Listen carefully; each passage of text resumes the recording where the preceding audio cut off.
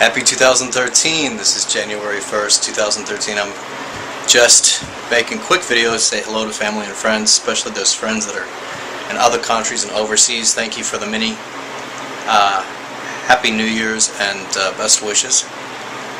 Same to everyone, and I'm really looking forward to a very good new year, although it'll certainly have its challenges for me personally. And I speak as an astrologer when I say that, but also as one who studies what I consider to be one of the best sources of prediction in the world, and that's the Billy Edward Albert Meyer case, but also hearing from what I consider to be, and what most others would rate as some of the best psychics in the world, and that's the psychic twins, Terry and Linda Jameson. And it's interesting because from both sources of information I can gather that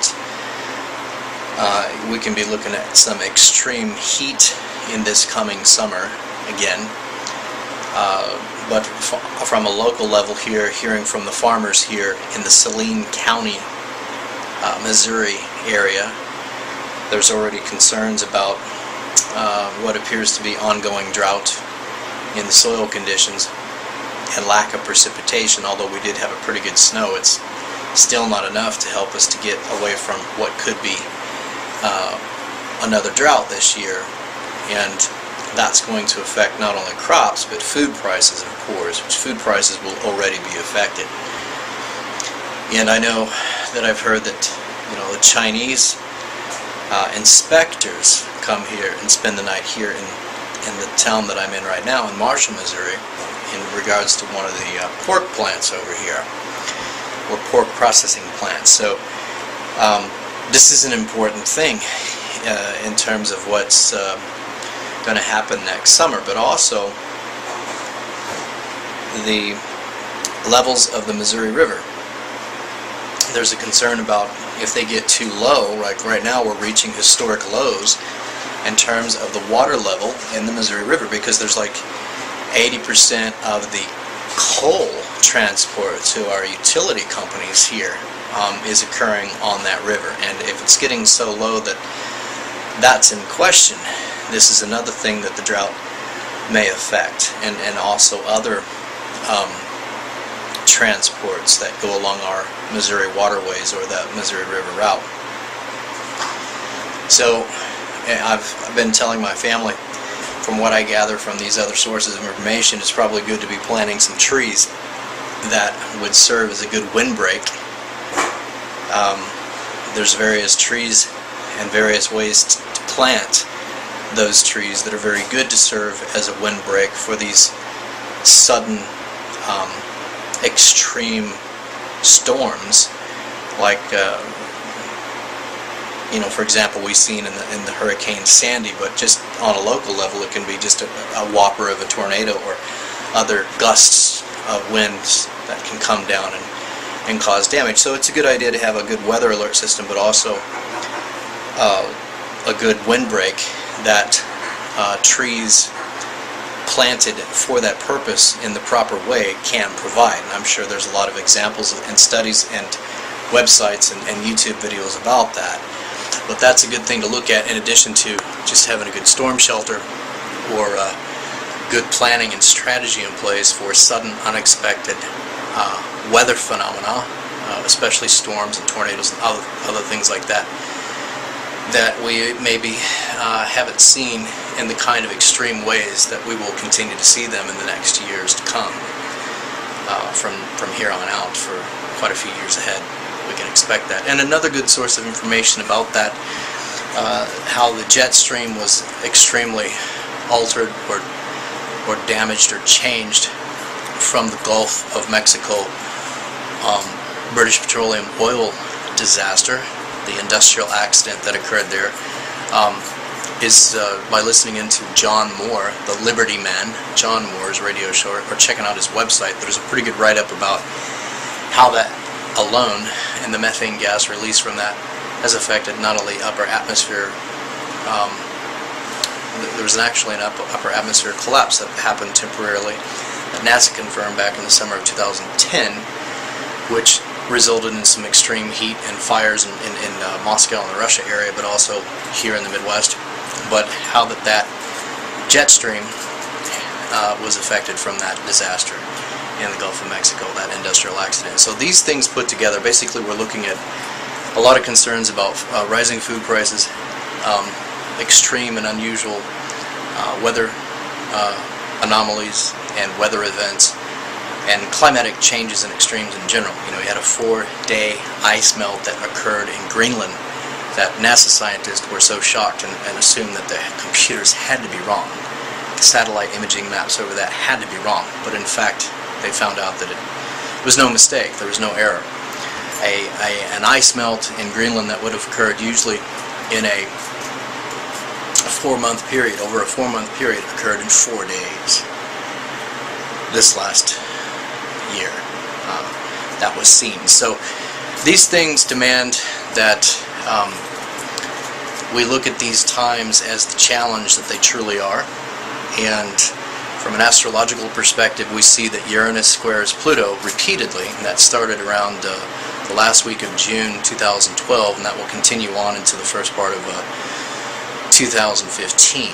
And the peak or power point of that actually kind of peaks out, or is a very big impactful point of the Uranus square Pluto in April, around April 21st or so of 2014, exactly 4 months after the Obamacare mandates come into full enforcement here in the United States in full effect. Whether you think that that's a positive development or negative development, or whether we need that or whether we don't, I think that's not the issue. It's more the issue that that's going to be a period of big transformation and change on our businesses, both local and national level. And whether it's for better or worse, I think it's definitely going to affect the economy.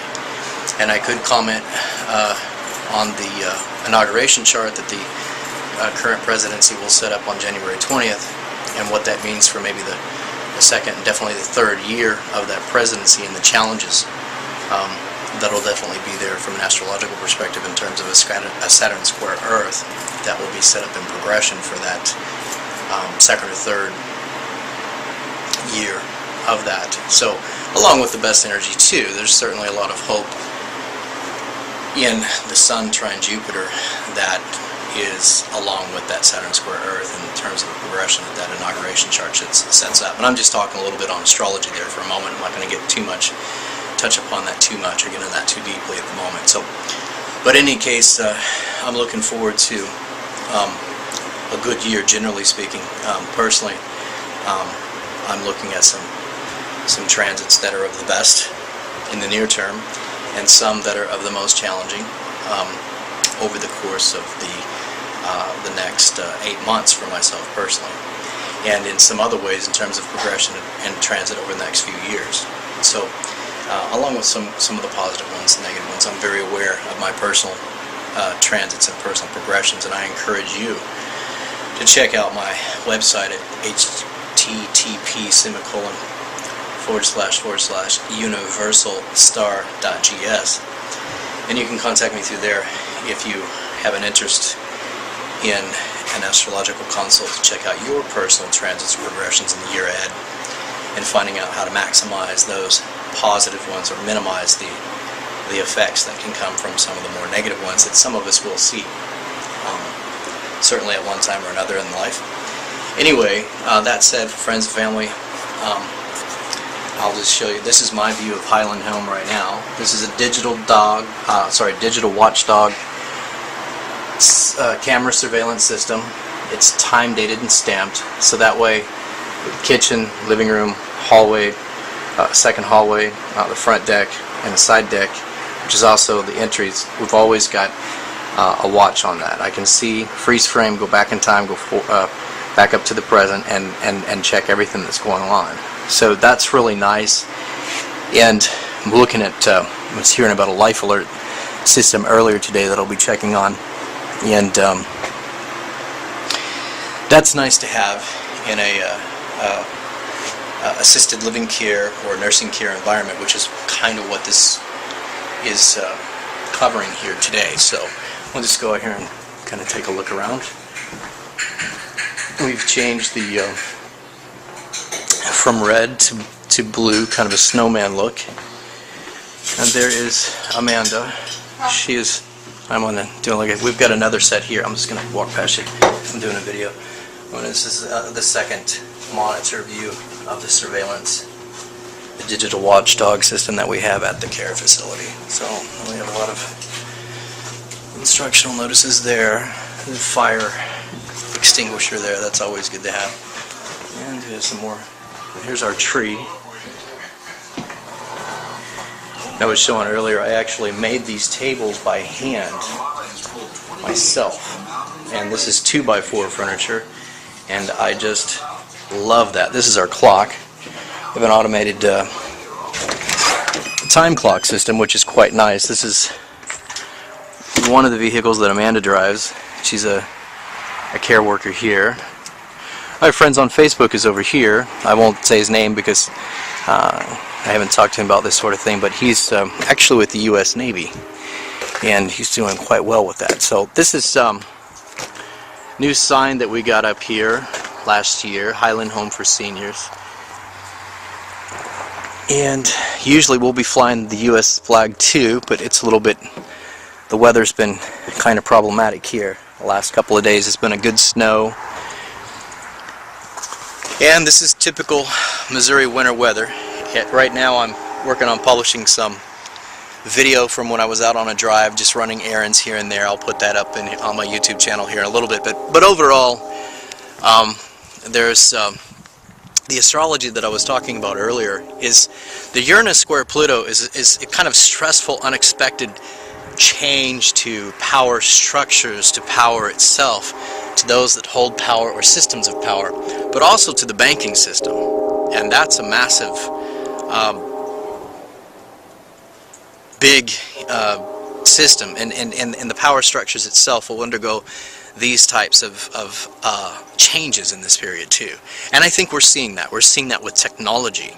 We're seeing the danger of technology outgrowing and outstripping us in terms of our spirituality or our maturity, and being able to use that wisely and ethically. I think we're seeing that especially here in the States, as just a short drive, an hour and a half from here, Google has internet speeds now 100 times faster than anywhere in the United States of America, and thus certainly anywhere else in the entire world. And it's being implemented, as I said, just in Kansas City, which is just an hour and a half drive from here to downtown Kansas City. Actually, Blue Springs is just about a 1 hour drive from here. So there, they've already come online with speeds of internet 100 times faster than anything else in America. That's mind-boggling. And tablets are the hot thing here right now, iPads, other tablet devices. I was up there in Best Buy just about a week or two ago and looking over all the different devices, and so the technology and the speed of information and the amount of information that is coming at us and that is available to us, literally just one touch or one click or one voice command away, is amazing. So this is the world that we're in right now. So I think the challenge for a lot of us is going to be to have the ethical and legal structures in place that are reasonable but yet adequate enough to keep us in a place that is at pace with the new technologies, the new advancements, the new information systems that we have coming in. So that's just my personal rant for today. That's my personal feeling about that, especially given the Uranus square Pluto aspects. In terms of some of the more positive things, certainly there is a side of that is amazing and that can be exciting. I often speak with my friends, my close ones, that can you imagine that just 20 or 30 years ago, what could be, there would be no such thing as a Facebook where you could have a community of friends from various countries or cultures or languages or backgrounds or experiences from all around the world, just a fingertip away, just a touch screen, just a voice command away. It's all right there. And the same, of course, when you add in things like Skype and so on and so forth. So in any case, this will be a challenging new year for most of us, but also we are at the dawn of a new age. We can certainly put the misinterpretation of the most wonderful calendar, which is the Mayan calendar, which has to do with the cycles of human consciousness on this planet. And we can look forward, I think, with the challenges and also the many opportunities and promises of this new age with great hope. And there's always, with stress, the chance to grow and the chance to change for the positive. And I think that's where we're at in this time. Me personally, but also I think in terms of most of humanity. There's the great opportunity here, and it's certainly the time to be putting forth New Year's resolutions. And I think most of us, and I speak mainly to my Facebook community, my friends and family there, I think the challenge for most of you out there that are watching this video is, and I learned a little of this in listening into Michael Horn's talk radio show a long while back here, is to become more of your own heroes, to take more responsibility, and to kind of step up to the plate and empower yourselves more. There's such a mental prison and a consciousness enslavement that is on most of you. And hey, it's on myself too. I have to look in the mirror and review, which is a hermetic exercise, by the way. It's the hermetic mirror. And it's self-contemplation and self-reflection. But the trick is to do that, or the challenge is to do that with integrity and to do it truthfully. And sometimes that's a hard thing to do. But it's an exercise that if we do it more often and look carefully at what we're telling ourselves and what we're thinking, and what beliefs and how some of them are so limiting and actually damaging that we've accepted or that we've adopted from others, whether it's school or institution or government or religion or someone else that we may not even realize how much we've allowed them to bring in a limiting belief or accepting a false teaching or a false idea just because someone's with a certain title or someone's in a certain position. Hey, we're all human beings, and no one should be worshipped or accepted blindly for every little thing that they say. You know, you got to watch out for the cult of the expert. You know, even experts make mistakes, and we always have to learn to think independently, analytically, carefully, positively neutral, but also wisely. And the fact that we're thinking and thinking independently is really going to take us very far. And it's important that you do that and do it for yourself, to empower yourself in this year ahead, because the challenges for us as a humanity are here, but also the opportunities are here as well. And if we don't take those opportunities and maximize them, then we're going to miss out. I mean, we're not always going to have the opportunities that we have here. Technology is a great thing, but it's nothing if we don't have the spiritual development and the maturity to make proper and ethical use of that. So, you know, I'm not perfect. I've made mistakes with that, and I probably still will, but it's something that we can all encourage each other on and hopefully evolve together with, so that we can make our world and the world for the loved ones that we leave behind a better place.